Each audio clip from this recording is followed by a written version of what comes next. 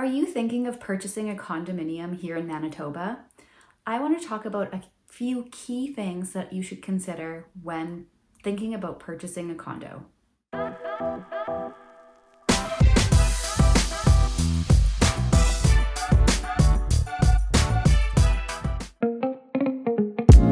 Hi, I'm Samantha Scribilo with the Queen team of Remax, and today I want to talk about all things that you want to consider before purchasing a condo here in Winnipeg or in Manitoba in general.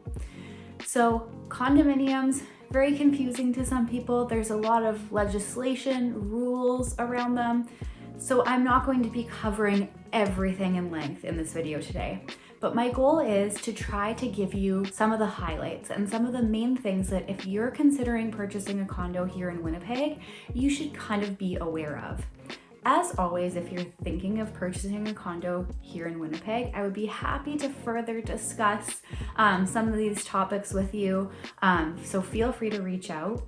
However, again, just trying to hit the highlights and things that I think that it's important to consider before purchasing a condo. I will say all provinces are going to have a different set of rules or legislation in place for condominiums. So I'm going to be talking specifically from a Manitoba perspective here today, specifically Winnipeg, Manitoba, and I'll give you a little bit of an overview of the major highlight things you should be looking out for when purchasing a condo in Manitoba. First, I want to touch on what is a condominium. The word condominium refers to shared ownership of real property. So in this, each owner holds a title or a unit in the building, and then there's rules and regulations and agree to have shared common elements. So to better describe that, basically you own your unit and you have specific rights to your unit, and then you share common elements with others. So some of these common elements mean potentially parking, recreation spaces within the complex, maybe hallways, stairwells, things like that. And because you are purchasing a unit and then sharing the property with others in the condo complex, there's going to be rules and regulations, and you're also going to be paying a condo fee, which helps maintain those common elements. So that's going to bring us to our first topic that I want to talk about today, which is condo fees. You're paying a condo fee to your condo complex. What is included in that condo fee? How much are they? Things like this. The answer is really, it differs from complex to complex.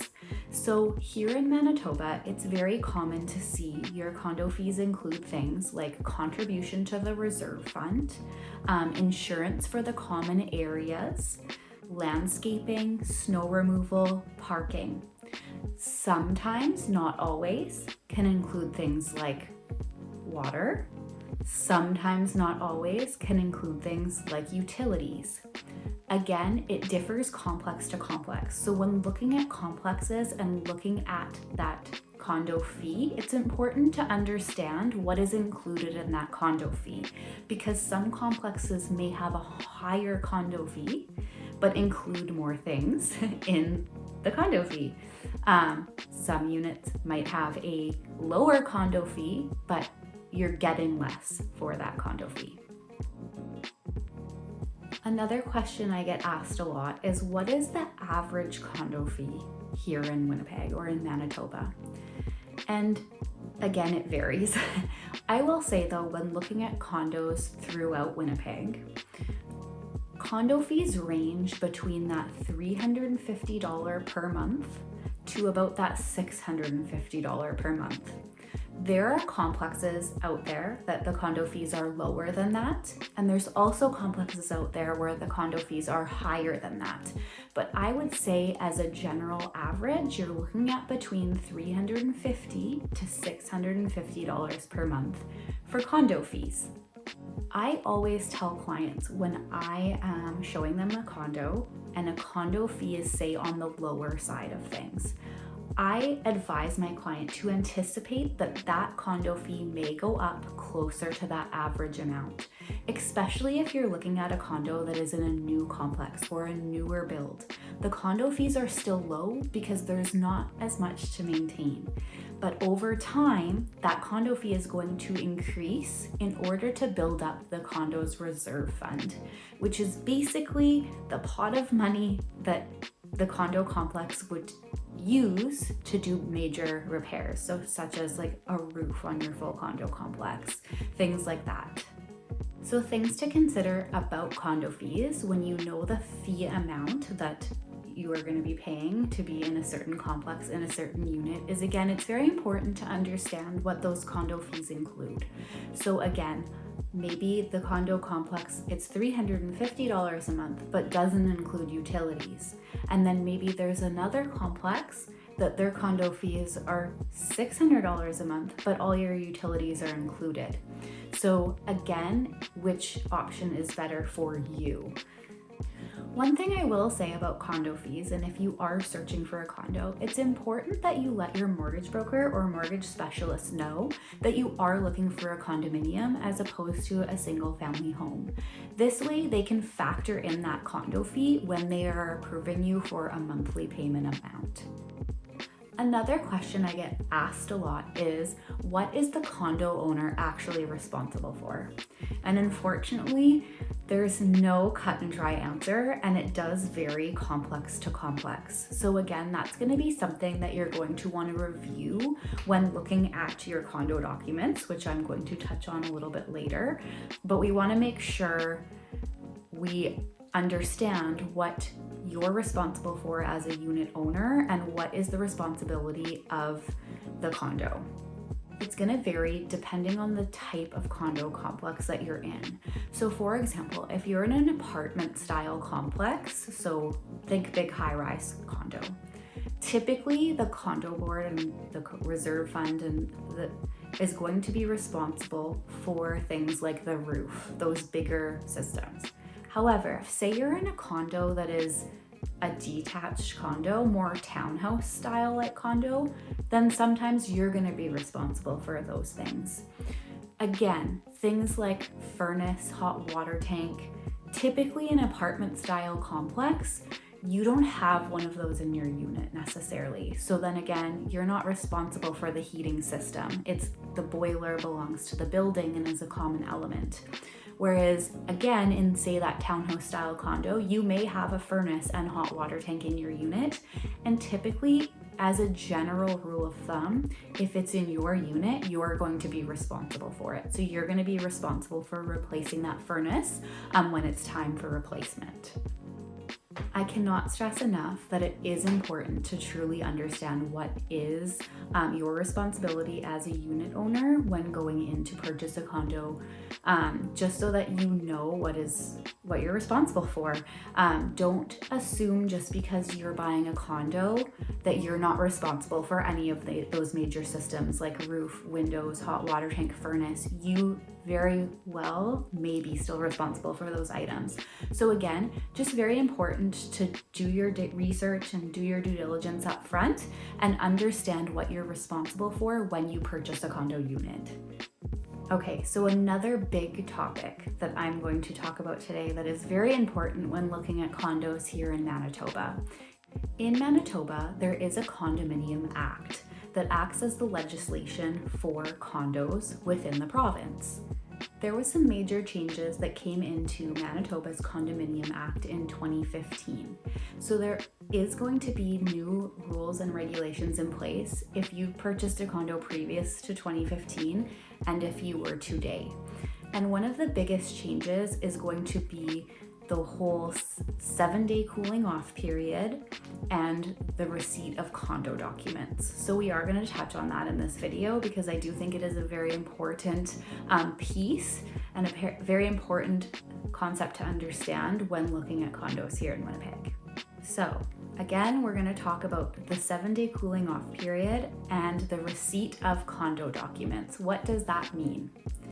So to try to break this down nice and simple, imagine you have found a condo and you love the condo and you're writing an offer on the condo and your offer gets accepted. Congratulations, yay. What happens next is you are going to be entered into the 7-day cooling off period. So what that means is the seller of the condo needs to provide the condo documents. Basically, big, thick stack of documents, upwards, we're talking sometimes 250 to 350, sometimes even 500 pages, okay, of condo documents, which include things like the bylaws, so rules and regulations of the complex, the reserve fund study. So again, according to the Act, the Condominium Act, condos are required to conduct a reserve fund study on the complex every 5 years. So you'll get an updated version of that reserve fund study. I like to explain it or describe it to buyers as, think of it as a home inspection on your condo complex. So they go through the building and they say, this is how much it's going to cost to replace this, and this is when we anticipate that the condo is going to need to replace it. Other documents included in the condo documents include disclosure by the seller, but big things to note there are financials as well. So a budget, financial statements. You're going to get all of this information, like I said, in a big stack of documents. Again, once you have an accepted offer on a condo, you are going to receive all of the condo documents. And I'm not going to touch on the condo documents at length, but know that they're going to talk about things like rules, so bylaws, rules, the declaration, the reserve fund study, financials of the complex's budget, any management agreements that the condo is in, things of that nature. You are going to receive said documents, and you have 7 days to review these documents to decide if you want to move forward with the condo or not.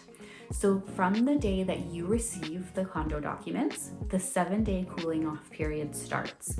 What that means is you can still walk away from that condo for any reason within those 7 days. And those 7 days are intended for you to go through the condo documents and really understand the condo complex's rules, regulations, how they're managing money, things like that. Then you can decide if you're okay with this complex or if you want to back out and keep looking. I will also mention that by law, you cannot waive the 7-day cooling off period. So essentially, there is no unconditional offers on a condo. Every condo purchase is subject to the 7-day cooling off period. Again, you cannot waive that. So the 7-day cooling off period can't start until you have an accepted offer and you have received the documents. Once you have the documents, again, you have 7 days to review them, and you have to let your realtor know if you are wanting to back out of the complex. And that way you get your deposit back and then you walk away as if it never happened. However, after that 7 days is up, you have a firm sale, congratulations, and then you can think about things like possession, but it is a conditional sale for those 7 days. The other thing I want to touch on is some of the common rules and regulations that we see in many complexes throughout Winnipeg. Pets comes up a lot. So it is a misconception, I would say, that condos do not allow pets. I would argue that many condo complexes here in Winnipeg, the majority of them actually do allow pets in the complex. However, it is very common to see rules and regulations around having pets in the complex. So, for example, maybe you are allowed to have one dog under 35 pounds, or you are allowed to have 2 animals. So there is some restrictions on that. It's very common to also see that the condo board does have final say in if your pet is a nuisance to the condo. So if your dog barks a lot and they get complaints, the condo documents very typically do say that there could be some disciplinary action there and could potentially result in you getting kicked out of the complex. So you just want to make sure that if you do have pets, you want to really familiarize yourself with the complex's pet policies and what is actually in the bylaw. Another common rule in condo complexes that we see a lot is parking and then the use of parking. So depending on your unit, sometimes units come with a parking spot that actually transfers with title. Some complexes in Winnipeg, you only own your unit and you are essentially renting a parking spot. There's always some stipulations on what you can use that parking spot for. It typically has to be a motorized vehicle, so you cannot typically use your spot hypothetically as storage for anything else. Another thing that is also in a lot of these complexes' rules and regulations is going to be their policy on you making changes to your condo unit. So I will say blanket statement, generally, you are allowed to do, upgrades and make modifications inside your unit. However, these modifications, typically there is rules in place that they have to be done, they have to be permitted, they have to be done by a licensed professional, and also you're not going to be able to necessarily make changes if it's making changes to the entire building system. So for example, you're not going to be able to move your bathroom typically if all the plumbing is connected to other units in the complex. So again, just an example, it's not always impossible, but it's something to look into, as if you are wanting to quote unquote gut your new condo unit, you do want to know the rules and regulations around what you can and cannot do when it comes to renovations in your condo unit. The other thing to note is often complexes will have rules and regulations around rental or having a rental policy. So very common in Winnipeg to see no short-term rentals allowed. So things like Airbnb. You can, yes, rent out your condo, but typically it's going to have to be that longer term rental. Not all complexes though have that same rule. So if you are looking to purchase a condo for Airbnb purposes, this is going to be something that you really want to pay attention to, as like I said, many condo complexes here in Winnipeg are starting to shy away from allowing short-term rental. Also, if you are planning to rent out your unit, there is typically rules in place that you have to let the board know and have to go about it the right way. So just making sure that you are familiar with those policies. So some of these rules and regulations that I touched on in the video are things that you are going to discover when you get your condo documents.